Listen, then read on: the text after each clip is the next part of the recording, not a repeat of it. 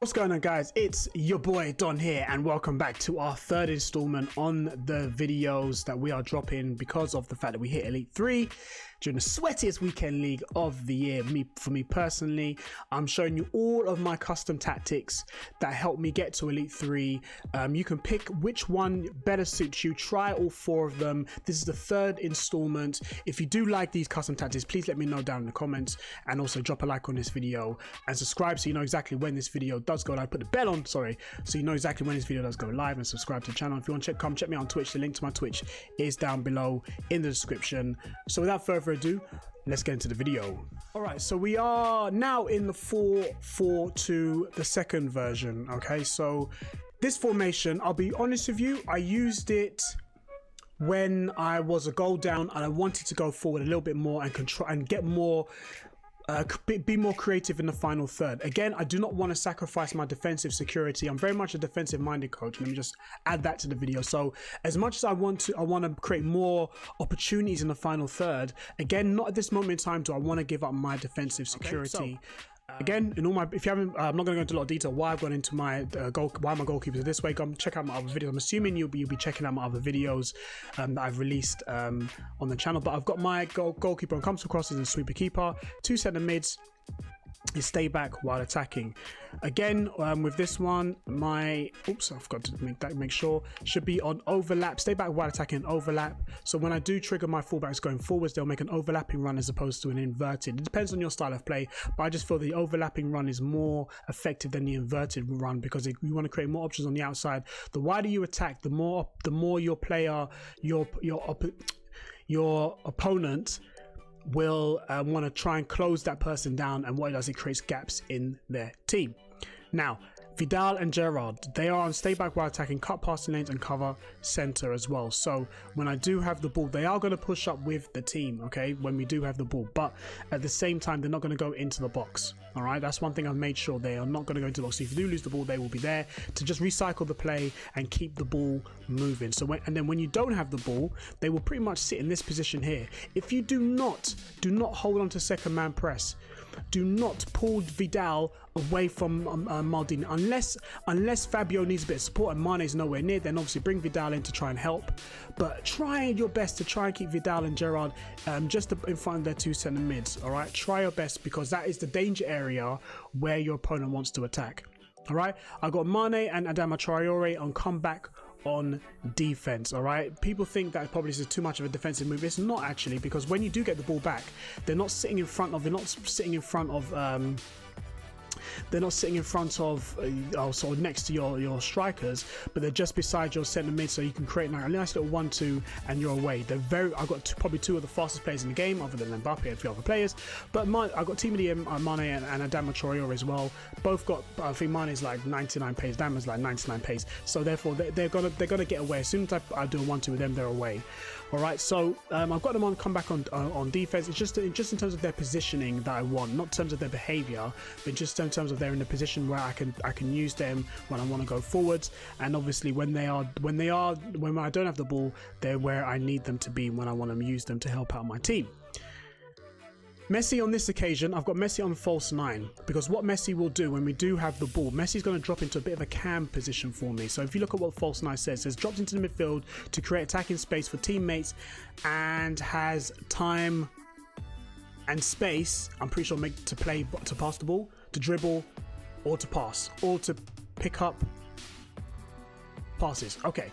So yeah, so basically what that means is if you think of what Firmino does, he drops into like a cam, centre forwards, what he does in real life, or attack, right? So what Messi will do, he'll just drop in behind Neymar, and because he's a medium low, he'll just drop a little bit in behind Neymar, get the ball forward. So if once Adama Traore or Mane does get the ball back, they've got options in terms of Gerrard and Messi to try and get the ball and move forward as well. It's only because what I want to do, again, the 4-4-2 is a bit of a slow build up. All right, one thing I've realized, I would say if you do have two attacking strikers, get in behind. When I say attacking, I mean high, medium, high strikers. All right, get in behind. Messi is not exactly, he's only got 90 pace, he's a medium low. Getting behind is he's just probably going to get pushed off the ball very, very easy. There's too many good defenders in the game at the moment, and I've realized that when I had Messi on balanced mixed attack, he just kept on getting pushed off the ball and moving the ball as well. I dribble a lot with Messi, and I just feel like having him in a false nine, it just means his positioning is a little bit different. He's not sitting on next to the centre backs, but he's just giving himself a little bit of space so that he can keep the ball moving for me as well. He's not up there with Neymar, but just a little bit in behind Neymar, just to create more space as well. And Neymar is on stay central and come back on defense as well, so he's not on getting behind. Again, it's like I said, it's a slow build up. It's not a fast build up formation like the 4-2-2. That's on my other video, right? So let's talk about the custom tactics. Now, it's a bit similar to my 4-4-2, which got me Elite 2, but because there's a new patch that's come out, I've adjusted it again. Now, what I feel like the best defensive style is, again, balanced, because I want the press to happen in the middle, especially if I lose the ball. I want the press to happen in the middle of the pitch. All right, I've got more players up there now, so I want to win the ball in the middle of the pitch. The width and depth, as I said in my previous videos.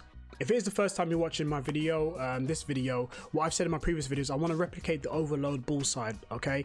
I want to keep everything very compact. I want to keep the shape very tight, and no moving around or anything like that. But if someone makes a loose pass, because I'm on the defensive style, the press will kick in, and the AI will kick in terms of intercepting the ball. So even if you're manually switching and moving the player switching around, the AI will help out because you're in balance. When you're in drop back, the AI won't help out, all right? But when you're in balance, it will. Okay, offensive style, balance, probably my favorite offensive style because of the fact that the AI will help in terms of making runs. You can trigger runs as well, but again, it keeps your team the shape balance. As I said, no one's really bombing forwards, no one's really staying back and staying still, so it's very much a balanced offensive style. Width again is on 5. Again, it creates more attacking options. I don't want to be too wide because I'm just conscious of the fact that if I do lose the ball, I don't want my team to get in and compact very. It will take too long for them to stay compact. So 5 is very good. Again, it's a wide formation, so you don't need to create the 4-4-2 to be too wide, but at the same time, you don't want it too narrow because obviously you want to create more passing options. Players in the box is now on 4. And the reason why I've got it on 4 is because if someone is parking the bus against you, people think, oh, he's parking the bus, so I'm going to put more players in the box. If you think about it, when they're parking the bus, they're sitting inside their own box, and you've got your players sitting inside the box with them. You've got no options to probe around the outside of the box. Keep it on 4 because only your strikers will go in. Your centre mids and your wingers will stay outside the box to create more passing options. And if someone does, what you want to try and do is probe their area to try and get try and create a passing option. And if a passing option does present itself, then you pass to your strikers already inside the box. But don't bomb. You don't want to bomb. You don't want to put more players in the box to try and create more passing options. If anything, if someone's parking the bus, bring your players in the box down as opposed to up, because what you want to do, you want to entice your player or bait your player to pull players out of position so that your strikers or your centre mids can pop into those pockets of space and create a passing option as well. Corners and free kicks is on 1 on this occasion. I'll probably put this one on 2 because I've got my offensive one on 2 as well. And there's not much difference between 1 and 2, if I'm honest with you.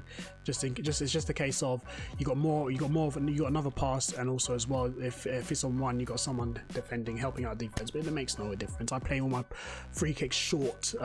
Sometimes if my corner's short, but sometimes if I can see my opponent is not paying attention to near post, I'll whip across in Trent Alexander style and try and score from a corner. So that is the 4-4-2, the second version as well. Again, it is a slow build up. When would be the right time to use this formation? I would say probably the right time to use this formation, you can lock it in right at the beginning of the game. If you're 0-0 or you're 1-0 down or you're 1-0 up, but you still want a defensive security, but at the same time you're not very good at using you like a wide formation. You're not very good using one striker, and you want to create more passing options. And if you're a bit of a possession player, this custom tactic is best for you, especially if you're a possession player, especially if you're very much someone who prides himself on their defense. This is something that I would highly recommend for you to use. But if you're not very good at creating chances for yourself, I wouldn't recommend using this. If anything, if you're not very good creating chances for yourself, bump the width up a little bit, and as well go over to your instructions and come back on defense, take that off, and put get in the box for the cross instead. All right, so I would lock that in instead. If you're not very good at creating chances, then I would recommend you doing that. But if you're someone who knows how to create chances and you just want to keep the ball a bit more, it's very much catered to those who are possession-based players. This will be very much a tactic to move into. I locked this in on probably 2 or 3 occasions when I went 1-0 up, and I just about scored with one player. But I still want to stay very much defensive, keep my defensive security. But I wanted that extra striker up top. I locked that one in, and I saw out the game with this formation. And yeah, but out of all the formations that I'm going to show you in this series, this is probably the one formation I use less, mainly because of the fact that I got quite a few rage quits from my previous custom tactics. But this is the one that I used less. All right, this is the one I actually used less of this weekend. I still use it, but I didn't use it as much this weekend because of the fact that I would tell you which formation. At the end of the last episode I'm going to drop on this channel, I'll show you which formation I used, which actually helped me a lot and clutched out Elite 3. So there you have it, guys. The 4-4-2 second version. Very much for those who want to control the game, possession based, create chances in the final third, gives you a lot of defensive security. At the same time, I still use it. I'm just waiting for an opponent to trigger me to use it, but I haven't used it as much at this moment in time. But we'll see. You never know, man. Come check me out on Twitch. You might see me use this formation at some point. But yeah, so there, guys. Thank you for checking out this video. Don't forget to drop a like on this video and subscribe as well. Put the bell on so you know exactly when this video does go live. And come check me out on Twitch. The link to my Twitch is down below in the description. So until then, see you at the very last episode of this series, guys. All right, peace.